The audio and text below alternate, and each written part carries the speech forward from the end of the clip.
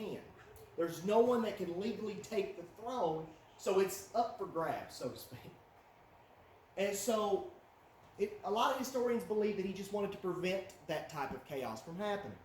And basically just give it over to the Roman Empire, which he believed was inevitably going to rule that region. This happened in 133 BC. Rome takes control of this region. Why was this important? Because it was the last piece of land that they needed to connect their entire empire. Because by this time they ruled all of the region that I've got highlighted in blue, and it's highlighted blue there, except for what was in the yellow circle. That's all they needed. So this was actually a big day for Rome. To be handed this land on a silver platter, so to speak, free of charge, here you go. Here's an entire kingdom. And it's even got a really nice capital that you could rule from if you wanted to. It sits really high on a 1,000-foot high acropolis.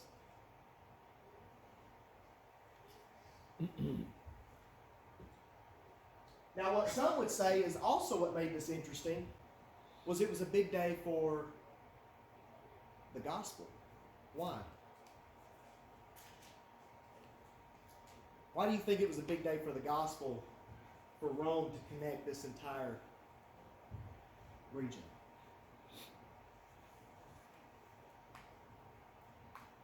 Any ideas? Or at least partially attribute the spread of the gospel to the fact that Rome connected things really well. Mm-hmm. So that could be part of it, I guess. Yeah, exactly right. They used the Roman mail, the Roman roads. Yeah. And that's exactly. Yeah, exactly. Perfect answers. You're exactly. Both of you exactly right. This was a big day for the gospel because there were no boundaries. There were no restrictions. Now, obviously, there wasn't free of persecution. Don't get me wrong, but as far as connecting the land, now Roman infrastructure, Roman technology, engineering, now all that's going to be introduced into this region, and when it does, the city even rises more to prominence than what it already was under the Pergamum Empire. It's just amazing that Rome wouldn't go in there and take it before. I don't know. So the city eventually became Rome's provincial capital in this region. Augustus Caesar, the first emperor of the Roman Empire, not the Roman Republic, Roman Empire. This was Julius Caesar's adopted son, Octavian, Augustus. He makes this place his capital in this region. And it was here that they had the second largest library of the ancient world. It was right behind the Alexandrian library. This library was said to hold over 200,000 volumes of books. The city today is renamed Pergamum. Still has a small Christian population. The Greek legend credits the creation of the city to Hercules, the son of Zeus. There's also another city they credit that to, which we haven't talked about yet. The meaning of Pergamum has some different meanings, some different references. One is said to be, basically it was a word that meant united in marriage. There was another one that I think is a little more appropriate for the city geologically and physically, and that was it meant people of the high city. Why was that? Because the city was literally built on a mountain and around the mountain. The governmental part of the city was located on top of this 1,000-foot acropolis. This is where all your palaces were. This is where most of your temples were. You got a barracks that was up there. And then also the name is derived from the Greek word pergamene, which actually meant parchment. And so they were credited as being the creators of parchment paper, which was made from basically this process using dried sheepskin. So, they kind of fit together. The united in marriage, I think of that, their paganism ritual. Anyway, we got a lot to talk about. So, I don't mean to look like a professor up here, or the Matilda Trunchbull or whatever, but I've got my stick here. So this right here was the library. Now, to give you a size of that, you know how big these theaters were? They were gigantic. This was the library. Now this right here was Athena's temple. It was right there beside it. This is very, very important because there was actually an inscription found that actually talked about a sword coming out of Athena's mouth. Wait. Jesus said, what? He has the sword coming out. Yeah, not Athena. You will notice that in this cultural context, it's like Jesus is just tackling these Greek Roman gods one by one. He's just taking care of business as he goes along, from Ephesus to Laodicea. And we'll talk more about the map in a moment. So let's talk about these gods and goddesses. And the first ones that I want to go over are the ones that had their temples up on top of this Acropolis. These were their patrons and patronesses of the city. Yes, they had more than one. Does anybody remember who the patroness of Ephesus was?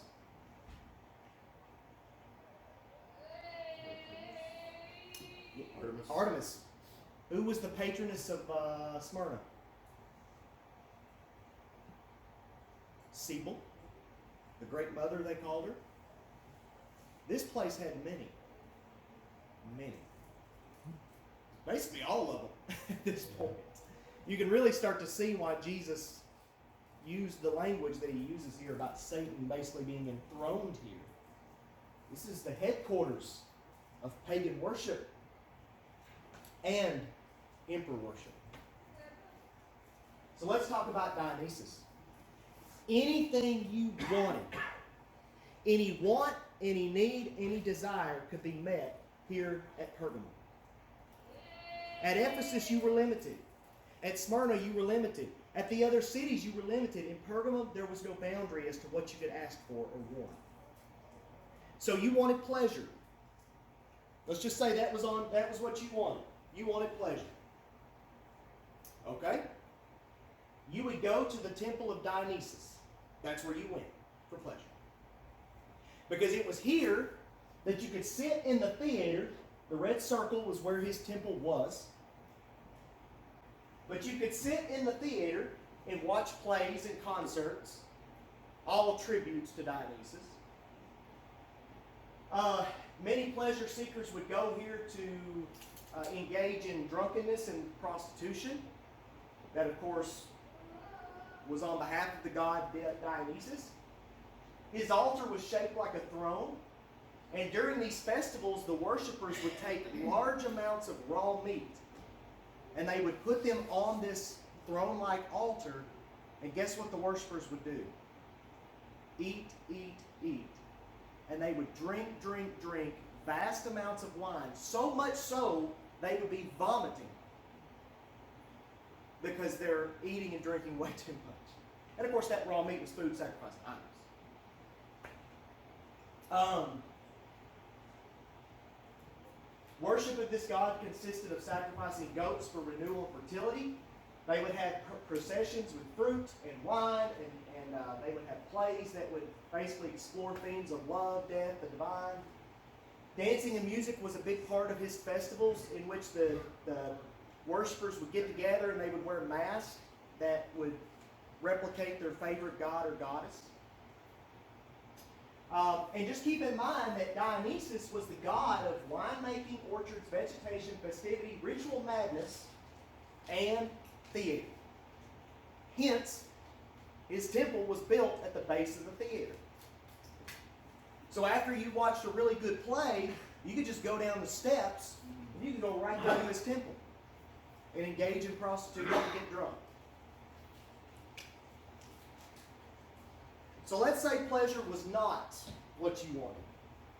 Let's say that what you wanted was a good crop this year. You're a farmer. and you're really hoping that you get a good crop. So you're not going to go see Dionysus probably. You're going to go see Demeter. Demeter was the goddess of agriculture, fertility, and harvest. Her temple was located around the slope of the mountain there. There were actually these 3 terraces that surrounded the sanctuary of her temple, and directly across from it was this pit. It was a sacrificial pit where the blood of the goats that they would sacrifice would run down so it didn't get in their drinking water. The changing of the seasons was of Greek mythology, Greek legend. They believed that was how they explained spring, summer, fall, and winter, was because of this goddess. And very quickly, very summed up, the story, I'll try to keep this as short and sweet as I can. So basically what happens is Demeter and her daughter Persephone come to Earth from Mount Olympus. Okay? They come to Earth, and Persephone was the spring goddess. And so everywhere she walked, flowers bloomed. And Demeter and her daughter would come to Earth regularly and explore. And while they were walking one day, they get separated. And Hades comes up from the underworld and he spots Persephone picking flowers. And he's like, wow, she's gorgeous. And so don't be tricked by the modern age story that he woos her to fall in love with him. That's not at all what the Greek legend was.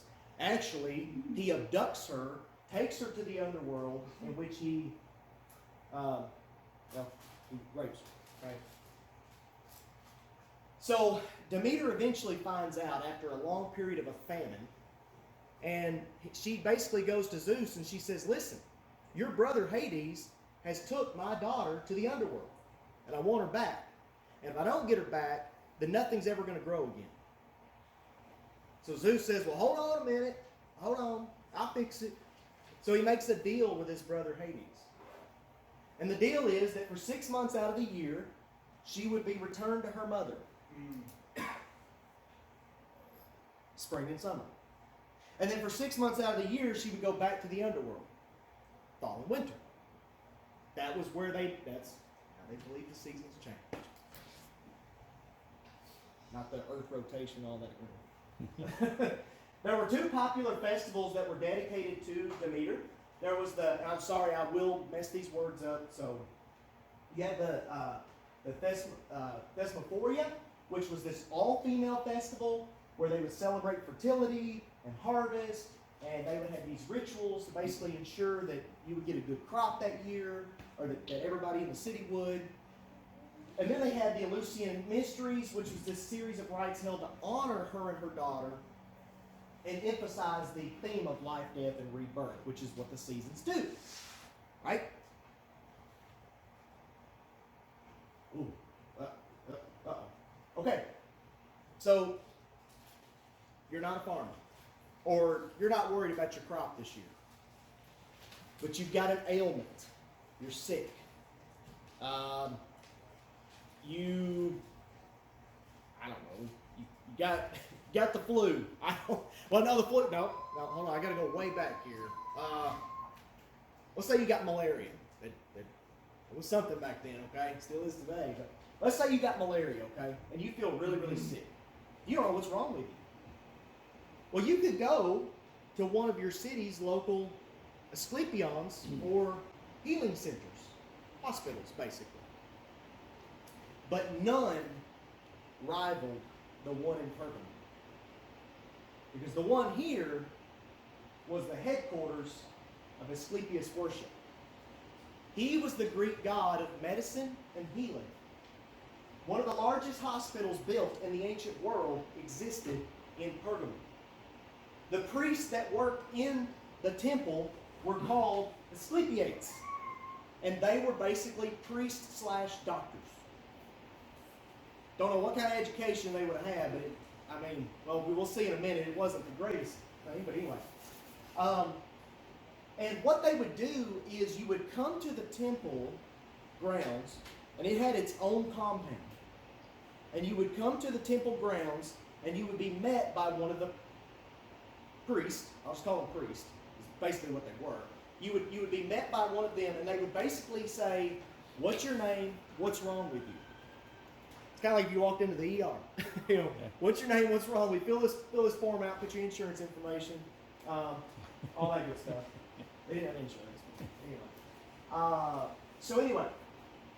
And then from there, you would be taken to the diagnostics center, which was kind of underground.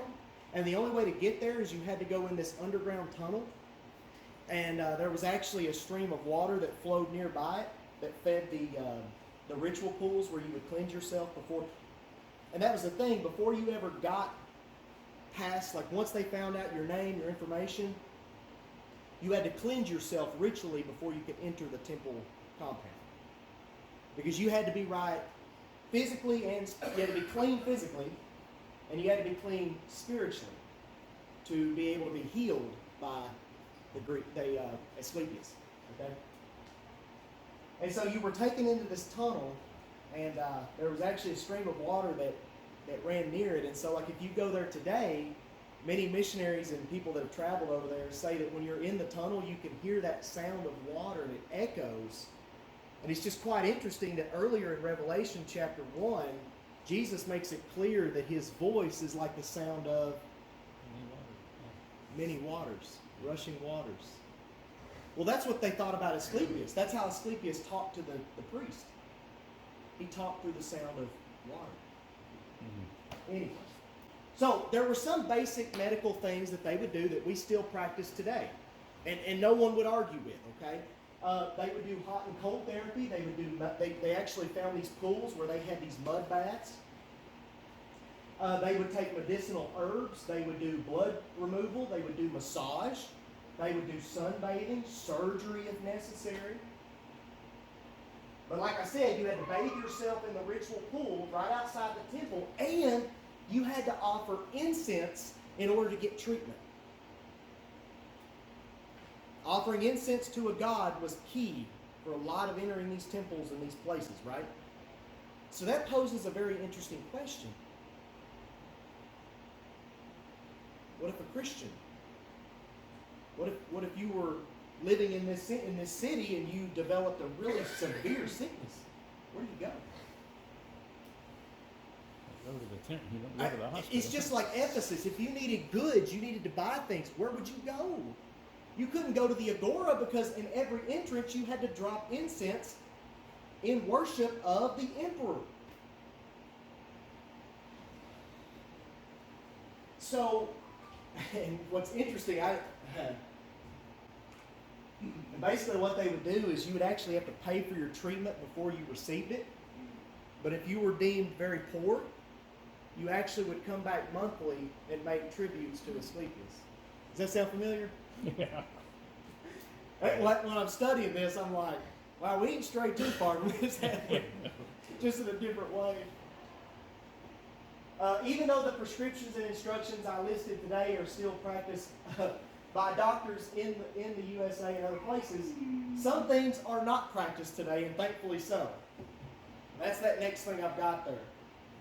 So within the temple itself, there was this snake that you would feed as a thanks to being healed by Asclepius. There was other things that you had to do as thanking Asclepius, but one of them was you fed the snake there in the temple.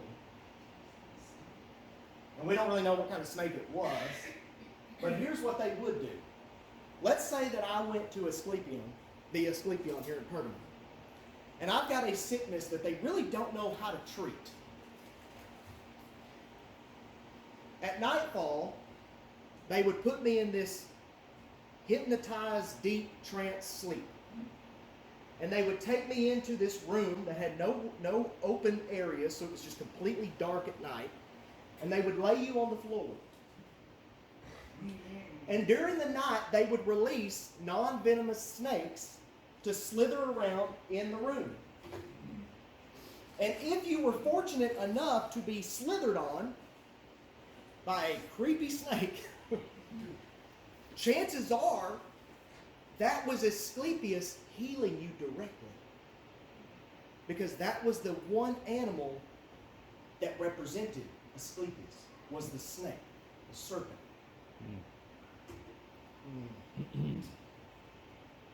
And this this is cool. This process, this treatment was called incubation. What's incubation? The way we use it today. What is that? When we say incubation period, what is that? What are we talking about? It takes for a disease to reach To progress, critical signs, yeah. Yeah. It's the progression of a disease to really show itself. You know, it's kind of like when you get the flu. You don't get it immediately when you get the germ. Even though you've got it, it's got to really develop in your system first before it becomes very noticeable to you. In mythology, Asclepius is killed by Zeus for resurrecting the dead. He overstepped his bounds. What does Jesus do? Didn't he resurrect the dead? Who destroyed Jesus? Zeus? No. No. Couldn't touch Jesus, could it? This is kind of all that's left. There are ritual pools and things like that are still can be seen today. I kind of put on here, the text for some reason goes over there, but basically it was kind of like the Vanderbilt. It was kind of like the big, this was the place where you went for anything. Compared to like these other hospitals in other cities that was more like your Macon General or Riverview, not downing any hospitals. I'm just saying the scale, the technology, the engineering, the staff. This is where you would have went for basically any ailment that you would have had. So the image on the left is the tunnel that you walk down. All the way at the end of the tunnel was this room. That was the diagnostics room. So once you entered there, after listening to Asclepius talking to you through the sound of running waters as you're going through the tunnel, you got to the diagnostics room, and that's where the priest diagnosed you. And that's where they really started to explore what was going on with you, with your sickness or your injury. The image on the right is the incense altar, what's left of it. Now, something noticeable that I want you to see is what's on this incense altar. Whoops. There you did it. These are snakes. That's a shield. Okay? Talk about that in a second. This is also another washing area. You wash your face, your hands, just kind of basic washing. You're not going to dip your body in there. Now, how does the culture still remain to this day in our medical world?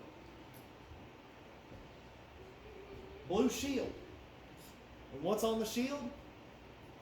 A snake going up a staff. That was the Asclepius. That was the symbol of Asclepion, the Greek god of healing. Now, you will often see the image on the left. That was the Caduceus. That was the sign of Hermes. Hermes was the messenger god of Zeus, right? And hence the wings up top. The more accurate symbol is the one on the right. Over time, it sort of developed. The one on the left kind of took the place of the one on the right. You will still see the one on the right like you do right there on the Blue Shield insurance card that I possess. You may possess one too. A snake on a shield. Where'd they get that? Anyway. Oh, and that's one of the pools that you would clean yourself in. And I'm sure that water was filtered. I'm sure it was real clean when you got in there. So this is sort of an example of the diagnostics room. You would have had a statue to Asclepion, and you see on the wall here, there's like moldings of human limbs and organs. When you were healed by Asclepion, you would actually go, upon your full recovery, you went back to the temple. And you would tell the priest about your amazing recovery. And as a result, there were a few things they would do for you. Number one, you fed the snake that was there. You would feed the snake there that was as a thanks to Asclepius. Okay? Then the priest would mold or sculpt the body part that was healed. So in this image here, you see breasts, you see arms, you see feet, you see faces. And this was a way of showing people when they went into the diagnostics room that Asclepius heals you. He can heal you just like he healed all these numerous patients. You see all these things on the wall? These are all tributes to Asclepius. Proof that he lives, proof that he exists, proof that he heals and can save.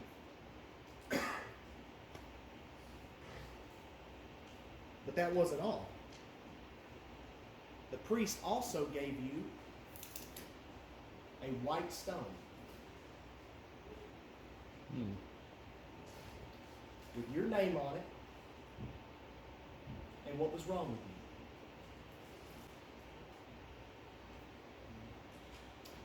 And that was to show you and to remind you that Asclepius saved you. He healed you. Jesus says, I will give what? I will give you a white stone to those who endure. Now, there's a lot of applications to white stone here. This isn't the only one. However, I do believe that this is the one that Jesus was nailing on the head, right? Or hitting on the head of the nail. No, my words get mixed. Well, okay, let's move on, if we can. So let's talk about Athena. The sword that comes out of her mouth. We've already talked about that. She was known as the goddess of wisdom and the protector from war. The majority of her shrines were built on acropolises or high places. The owl and snake also represented her. The owl meaning wisdom. And what do we say today? They're as wise as an owl, right? Why do we reference that? Well, like somebody made it up. Well, they did. Not anybody local anyway. She was worshipped more in the city of Athens, hence the name Athens, Athena, more than anywhere else. The Pantheon festival, was a major celebration in which they would hold these athletic competitions. They did the same thing for Zeus. That's why the Olympics were created by the Greeks. And what she's wearing in the statue was a populace. And the women, the worshipers that were women of the city, would actually weave this garment every year for this festival. And then, like I said, in that library was the inscription about a sword coming out of Athena's mouth. So, Jesus is just, he's knocking them out one by one. Let's talk about Zeus. This is the big one, right? Zeus. And I mean, Asclepius was a pretty big one in my opinion, but here's Zeus right here. If your desires couldn't be met by any other god of the Roman Empire, you could go to Jupiter or Zeus. Same guy. He was known to be the god of gods and the king of kings. Ruled from Mount Olympus. He was known for his lightning bolts of judgment. He was known for the eagle as his animal and the oak tree as his nature symbol. The oak tree represented strength. The eagle represented what? Majesty. Oh, was that what were you going to say? Well, it's speed and Something like that, yeah. Yeah, he's a good hunter. Yeah, exactly. Yeah, perfect. Oftentimes, when he is pictured in mythology, he is pictured either sitting on his throne up top Mount Olympus, ruling creation, or he was pictured walking among the clouds.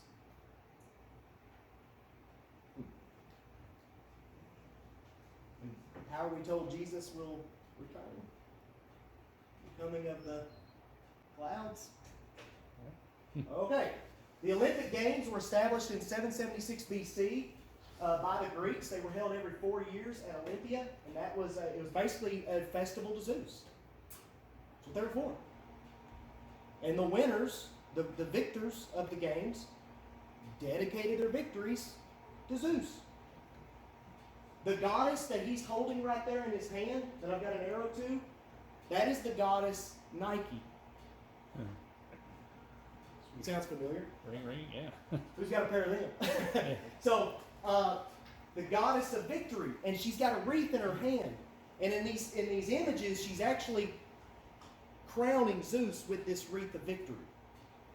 The garland wreath was the sign of a victor of the Olympic Games. This was your crown, this wreath. It was basically this garland that was made that was designed to sit on top of your head. But Zeus gets the ultimate crown. Right? One of the largest altars to Zeus ever built was founded in Pergamum. And what's really unbelievable is that most of this altar was recoverable when it was recovered in the 1800s. And basically it was kind of secretly taken to Berlin, Germany. And in the Berlin Museum is where you can see it today, what's left of it. Now stay with me here. So the altar was 117 feet by 110 feet by 40 feet tall, and it was in the shape of a U. We'll look at a picture in a moment.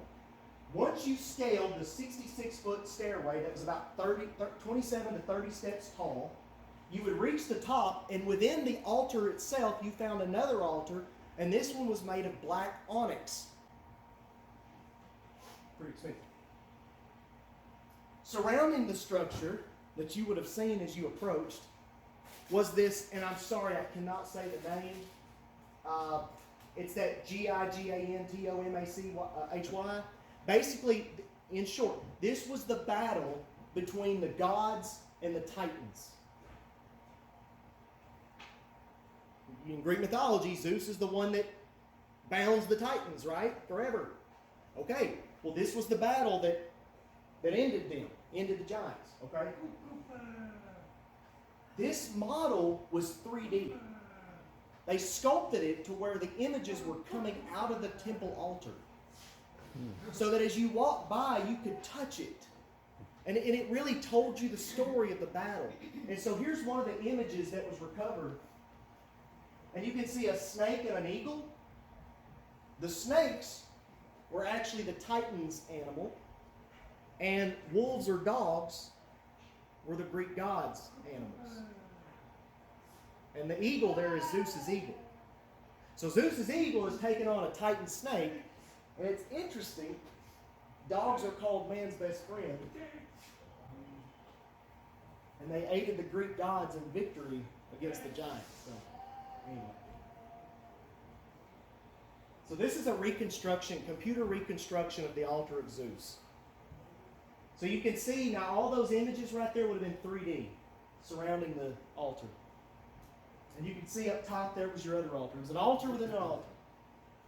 And this was the largest altar built to Zeus. And you can see that you could come in down this sideway or you could come around the back. And if you came around the back, you had no option but to walk around the altar and see everything.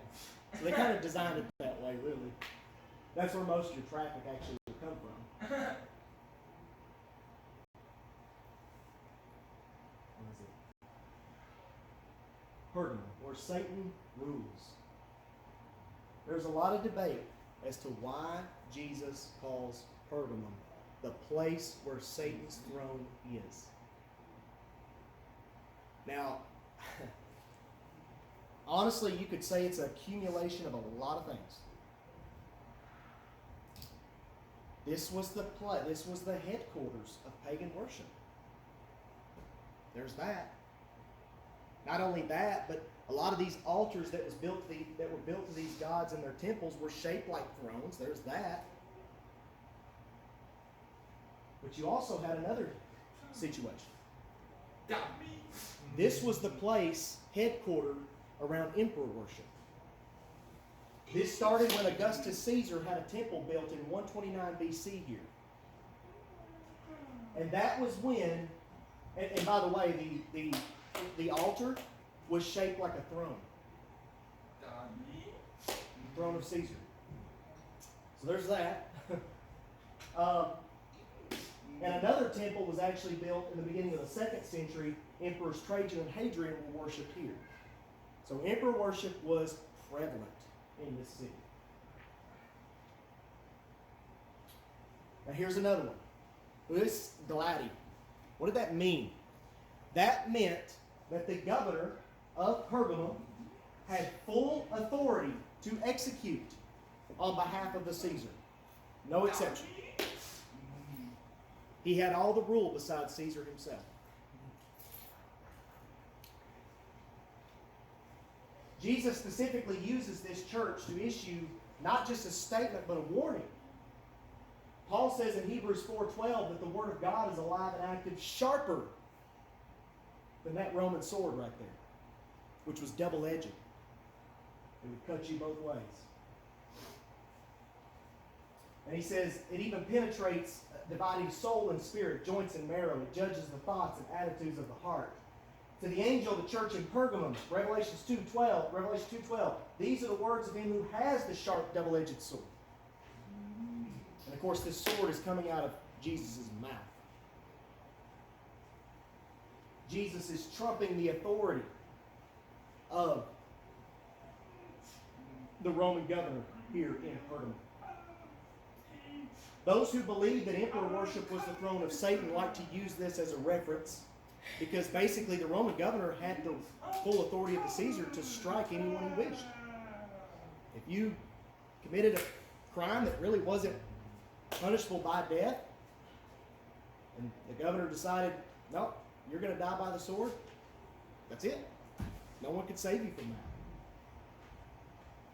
This was because Augustus Caesar, the first emperor of Roman Empire, declared Pergamum as his capital while in power. That is why they got the rights to this. This wasn't common in a lot of the other cities here.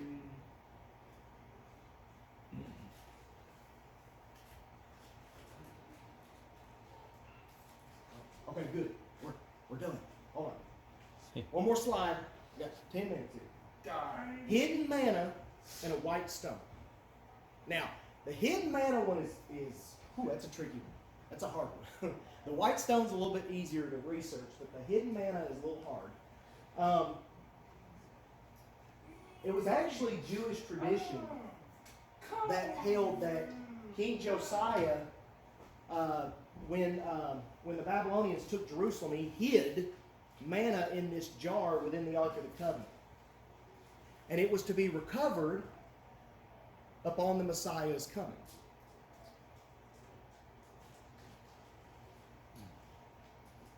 Jesus said, I will give you the hidden manna, a white stone with a name on it that no one will know. Okay.